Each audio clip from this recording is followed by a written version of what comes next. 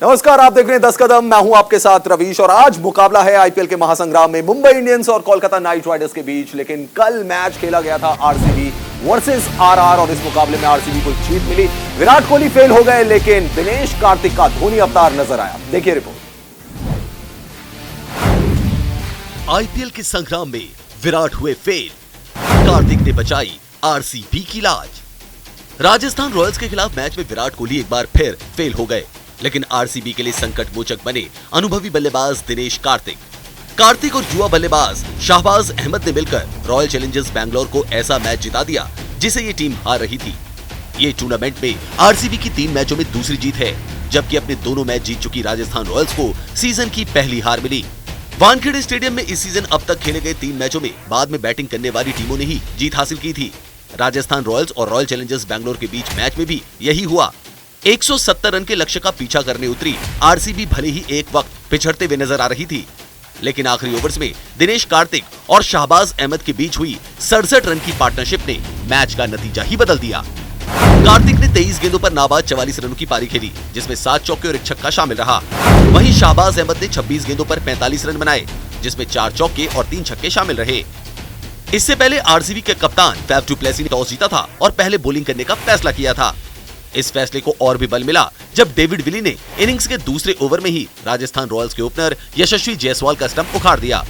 Power play में राजस्थान की team 1 wicket पर सिर्फ 35 रन ही बना सकी, लेकिन बटलर और हिटमायर ने पारी को संभालते हुए राजस्थान का स्कोर 169 रनों तक पहुंचा दिया। बटलर ने 47 गेंदों पर 70 रन बनाए, वहीं हिटमायर ने 31 गेंदों पर 42 रन की पारी खेली। जवाब में बैंगलोर ने शुरुआत तो अच्छी की, लेकिन बीच के ओवर्स में लगातार विकेट गिरते रहे। पूर्व कप्तान विराट कोहली 5 रन बनाकर रन आउट हो गए, जिससे आरसीबी के खेमे में मायूसी छा गई। इसके बाद विली और रदरफोर्ड भी पवेलियन लौट गए, लेकिन लोअर ऑर्डर में बल्लेबाजी करने आए शाहबाज अहमद और दिनेश कार्तिक की जोड़ी ने मैच बना दिया।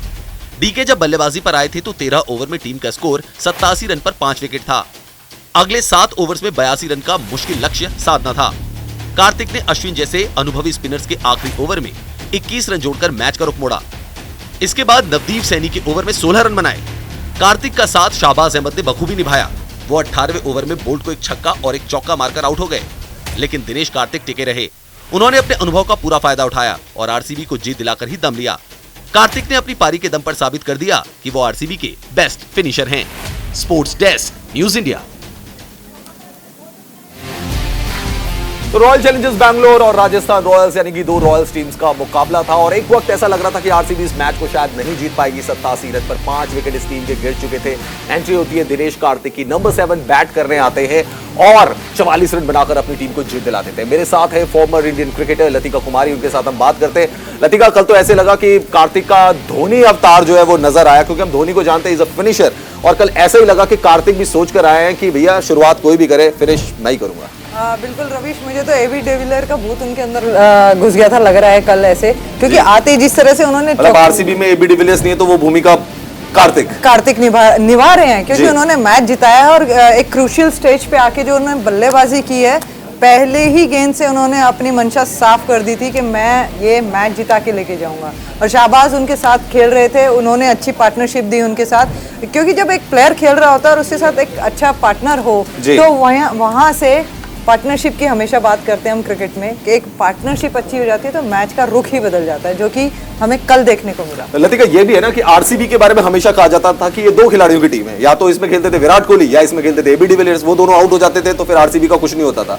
अभी सडनली ऐसा लग रहा है कि कार्तिक के आने से नीचे भी एक खिलाड़ी मौजूद है जो टीम को संभाल सकता है, और कल भी ऐसे ही हुआ क्योंकि टॉप ऑर्डर ने तो दगा दे दिया था। बिल्कुल, और हम कल भी विराट कोहली की बात कर रहे थे तो देखा आपने किस तरीके से वो रन आउट हुए हैं। तो जब समय खराब होता है ना तो आप तरीके ढूंढते हैं अलग अलग तरीके से आउट होने के। तो आप ऊंट पे भी चढ़े हुए तब भी आपको काट लेता कुत्ता। बिल्कुल।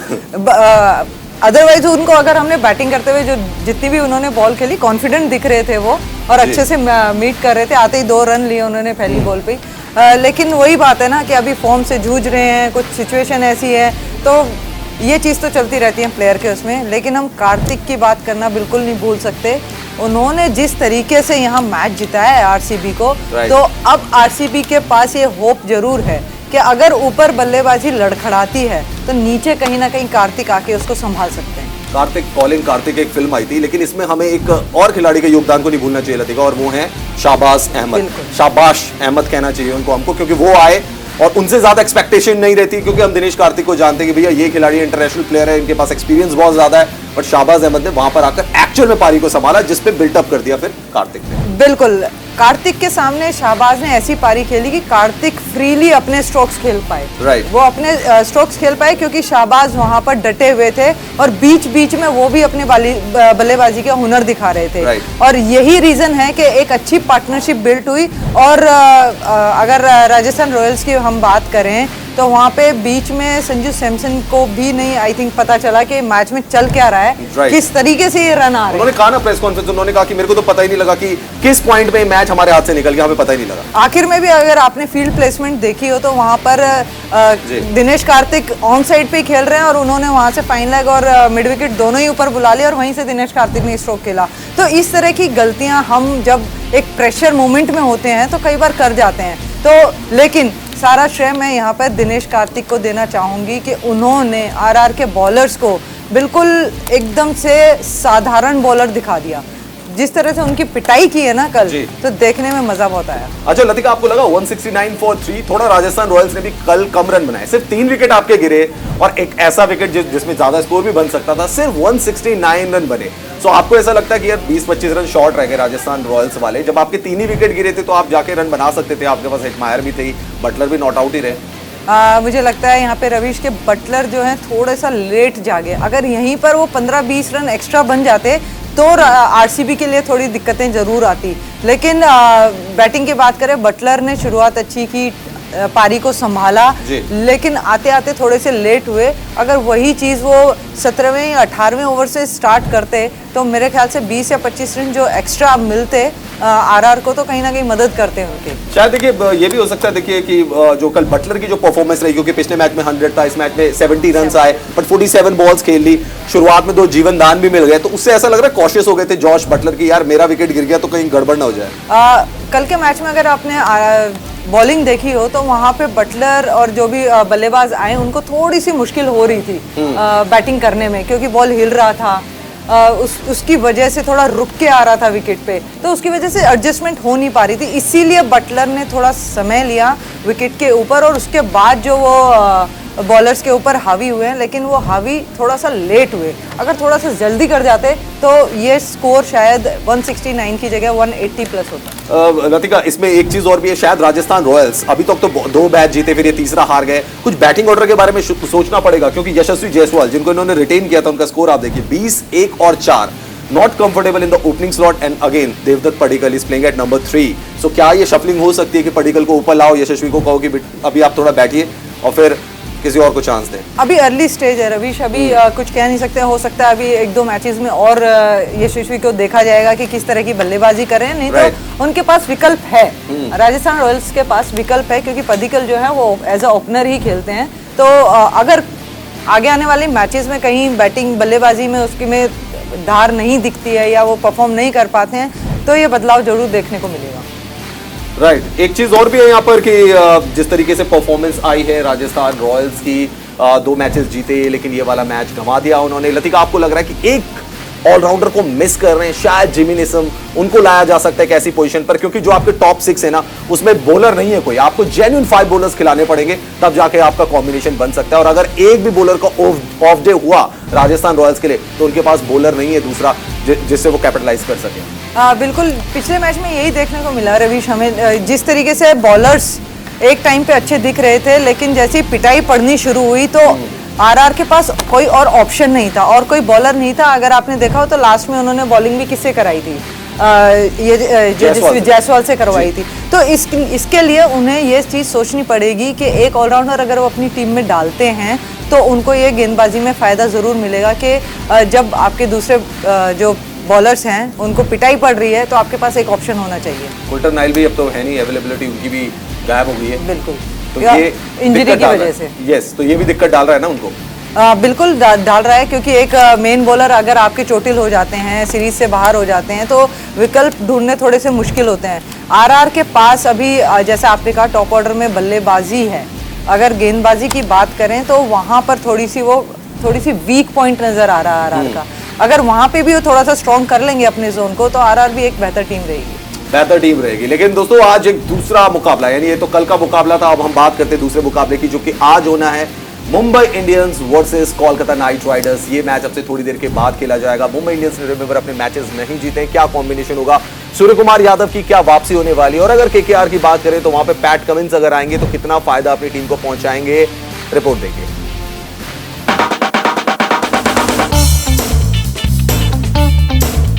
एक तरफ है हिटमैन तो दूसरी तरफ है कोलकाता के कप्तान श्रेयस अय्यर। मुंबई और कोलकाता की टीमें जब भी आमने सामने आती हैं, रोमांच अपने चरम पर पहुंच जाता है और फैंस की धड़कनें तेज हो जाती हैं। आईपीएल की जंग में मुंबई इंडियंस फॉर्म में चल रही कोलकाता नाइट राइडर्स के खिलाफ आईपीएल 2022 के 14वें मुकाबले में उतरेगी। यह मुकाबला पुणे के एमसीए स्टेडियम में खेला जाएगा। मुंबई और केकेआर का मैच शाम 7:30 बजे शुरू होगा। मुंबई की टीम अपने आईपीएल अभियान को पटरी पर लाने के लिए बेताब है। रोहित शर्मा की कप्तानी में मुंबई इंडियंस ने इस सीजन में अब तक अपने दोनों मैच गंवाए हैं और अब उसे हार की हैट्रिक से बचना होगा। लेकिन यह काम इतना आसान नहीं है क्योंकि सामने है केकेआर की धुरंधर टीम।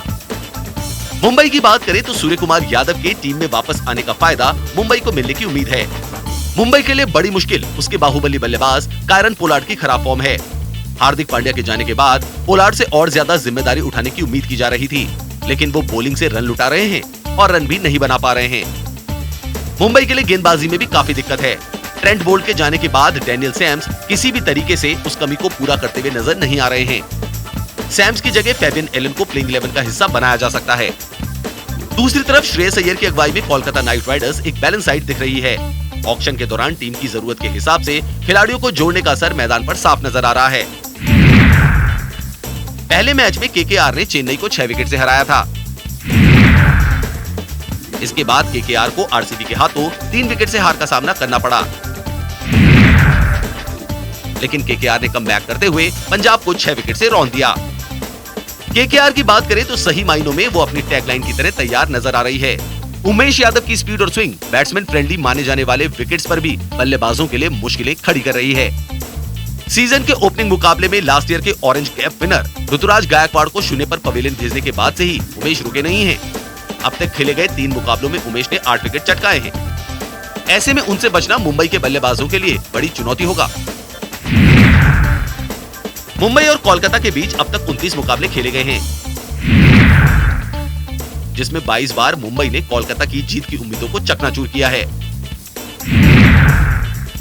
वहीं मुंबई के खिलाफ कोलकाता केवल 7 मैच ही जीत पाई है।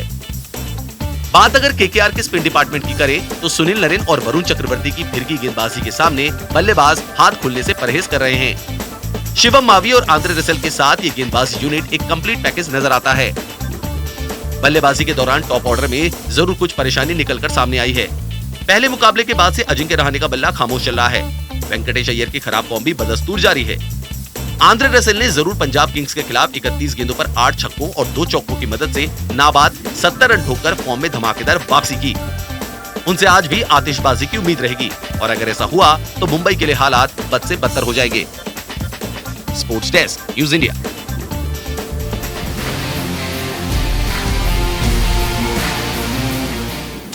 मुंबई इंडियंस वर्सेस केकेआर और राइवलरी बड़ी पुरानी है, लेकिन लतिका राइवलरी तो पुरानी है, लेकिन अगर आप रेट देखें ना, 29 में से 22 मैच मुंबई इंडियंस ने जीते हैं, 7 मैच जीते सिर्फ केकेआर ने। लेकिन प्रेजेंट सिनेरियो में पलड़ा किसका भारी है? मुझे लगता है कि केकेआर थोड़ा सा पलड़ा भारी दिख रहा है यहाँ पे केकेआर का, क्योंकि मुंबई इंडियंस के जैसे हम रोहित की बात करें तो रोहित भले ही केकेआर के अगेंस्ट काफी अच्छे बैटिंग करते हैं, काफी अच्छे रिकॉर्ड्स हैं, लेकिन अभी सिचुएशन यहाँ बदल चुकी है। ऑक्शंस की वजह से सब उलटफेर हो चुका है, तो हर कोई अपनी नई टीम के साथ एडजस्टमेंट कर रहा है। तो ये शुरुआती जो दौर है आईपीएल का, इसमें ये चीजें जरूर देखने को मिलेगी कि एक टीम ऐसी आती है जो आंकड़ों के हिसाब से भारी है, लेकिन दूसरी टीम आके उसको हरा जाती है। खरीदे क्यों नहीं ना, मतलब आपको किसी ने रोका तो था नहीं, आपकी इतनी बड़ी फ्रेंचाइज है, आपको किसी ने रोका नहीं।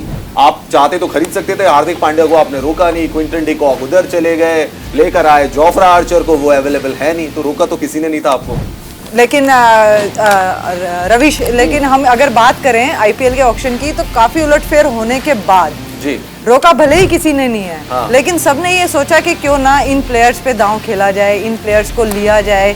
तो वहाँ पे कहीं ना कहीं खामियाजा हर कोई फ्रेंचाइजीज भर रही है। ऐसा नहीं है कि एक ही फ्रेंचाइजीज को ये प्रॉब्लम सूर्य कुमार यादव इंजर्ड हो गए, सूर्य कुमार यादव की वापसी फायदा पहुंचाएगी या नहीं पहुंचाएगी? मैं इसलिए ये सवाल पूछ रहा हूं लतिका आपसे। ऋतुराज गायकवाड़ ऑरेंज कैप के होल्डर हैं, लेकिन इस सीजन अगर आप देख लीजिए इंजरी के बाद जब उन्होंने वापसी की, तीनों मैचों में कोई परफॉर्मेंस उनकी आई नहीं। तो इंजरी के बाद कितना मुश्किल हो जाता है किसी खिलाड़ी के लिए? जरूर थोड़ा कॉन्शियस रहते हैं इंजरी की वजह से, थोड़ा सा रहता है उनको कि फिर से कहीं इंजरी ना हो जाए।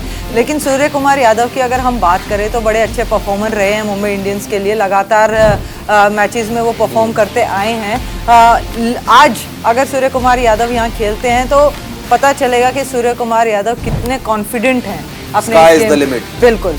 तो वहाँ से चीज़ मुंबई इंडियंस के लिए भी खुल के सामने आ जाएगी कि मिडिल ऑर्डर जो बैटिंग है उनकी सूर्य कुमार पे दारोमदार रहता है हमेशा, तो किस तरह से परफॉर्म करते हैं आज, तो वो देखना एक बहुत दिलचस्प रहेगा कि किस तरह से सूर्य कुमार यादव अपनी इंजरी से उभर के बल्लेबाजी करते हैं।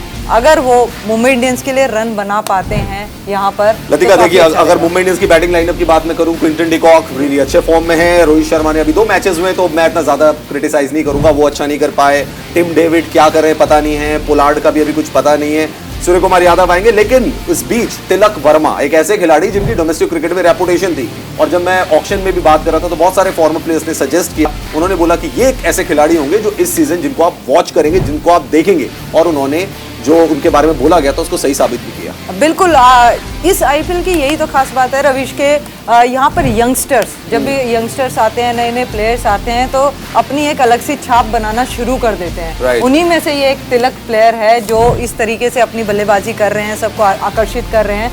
तो और बड़ी फ्रेंचाइजीज के साथ हैं तो उनको इस चीज़ का भी फायदा होगा आने वाले फ्यूचर में। Right। और यही है, एक एक्सपोजर है, आईपीएल एक एक्सपोजर है हमारे इंडियंस जो यंगस्टर्स हैं उनके लिए, कि वो किस तरह से इस इंटरनेशनल प्लेटफॉर्म पे परफॉर्म करते हैं, प्रेशर को किस तरह से हैंडल करते हैं। तो काफ़ी चीज़ें हैं जो कि हर किसी एक टीम में आपको एक युवा दिखेगा जो इस तरह की परफॉर्मेंस देता है। अच्छा लतिका, आपको लग रहा है कि एक दूसरे एंड से शायद मिस कर रहे हैं जसप्रीत बुमराह, ट्रेंट बोल्ट को भी? हालांकि पिछले मैच में टिमल मिल्स की अच्छी गेंदबाजी थी, डेथ ओवर के अच्छे बॉलर्स थे टिमल मिल्स, बट एक वो सपोर्टिव जो बॉलिंग यूनिट होना चाहिए जो कि हुआ करता था मुंबई इंडियंस का, वो इस सीजन थोड़ा सा मिस है। वही चेन्नई के साथ भी है, वही मुंबई के साथ भी है।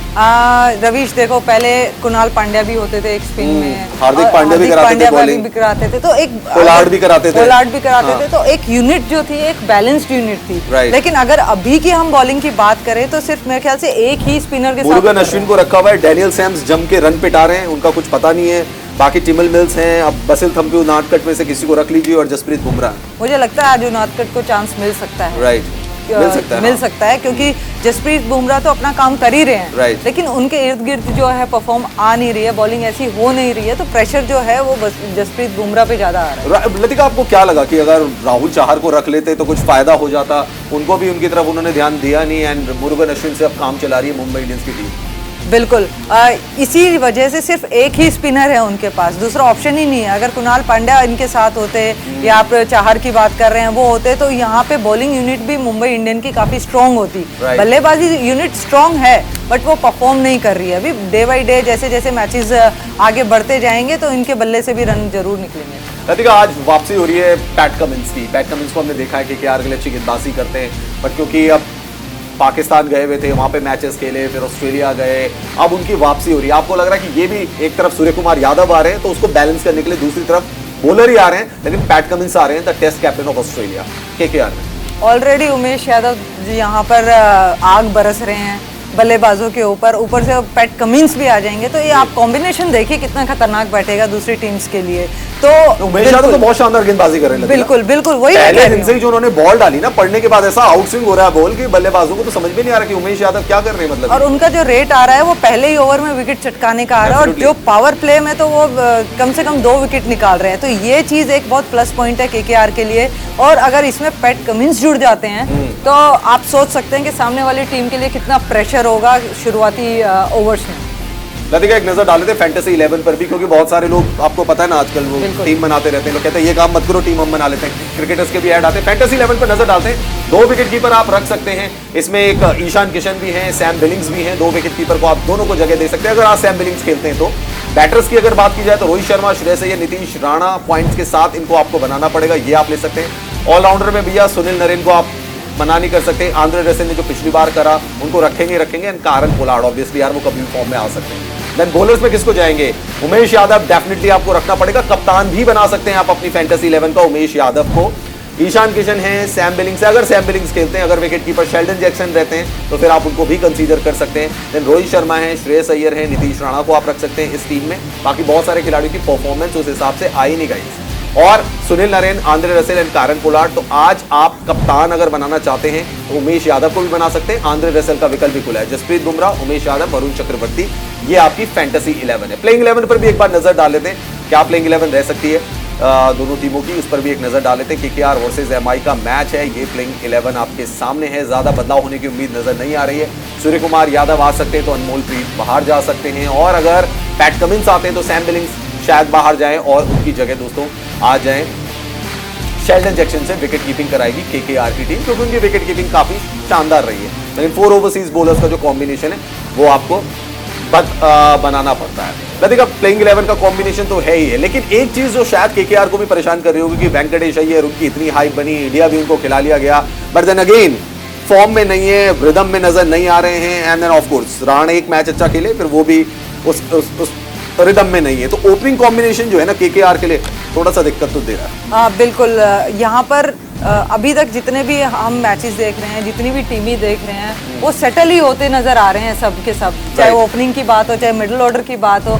तो अगर केकेआर के लिए ये एक थोड़ी चिंता की बात जरूर है, क्योंकि अगर लंबे समय तक अय्यर अगर फॉर्म में नहीं आते तो उनके काफी तकलीफ दे सकती है। नहीं, लेकिन वेंकटेश अय्यर के लिए तो लोग ये कह रहे हैं ना कि वो हार्दिक पांड्या का विकल्प के तौर पे उनको तैयार कर रहे हैं, लेकिन उनके साथ भी प्रॉब्लम ये है, इंडिया में उनको खिला रहे हैं नंबर 6, आईपीएल खेल रहे हैं एज एन ओपनर, और अब लोग ये कहने लगे हैं क्योंकि हार्दिक पांड्या ने बॉलिंग करानी भी शुरू कर दी है, तो लोग तो ये कह रहे हैं कि यार अब हार्दिक ही खेलेंगे वर्ल्ड कप में। आपको क्या लग रहा है? देखिए जिस तरीके से हार्दिक का परफॉर्मेंस रही है, तो वेंकटेश अय्यर उन्हीं की टीम में है ना, कप्तान है। टीम में है, दोनों अय्यर है ना, इसलिए हाँ। तो अगर अय्यर अच्छी बल्लेबाजी करते हैं और बॉलिंग भी साथ में कर रहे हैं, लेकिन हार्दिक पांड्या और इनमें अगर कंपैरिजन किया जाए तो मुझे लगता है हार्दिक पांड्या थोड़ा सा भारी ही पड़ते हैं इन पे, क्योंकि हार्दिक पांड्या के पास एक्सपीरियंस है, इतने सालों से वो खेल रहे हैं, आईपीएल भी खेल रहे हैं, इंटरनेशनल लेवल पे भी खेल रहे हैं।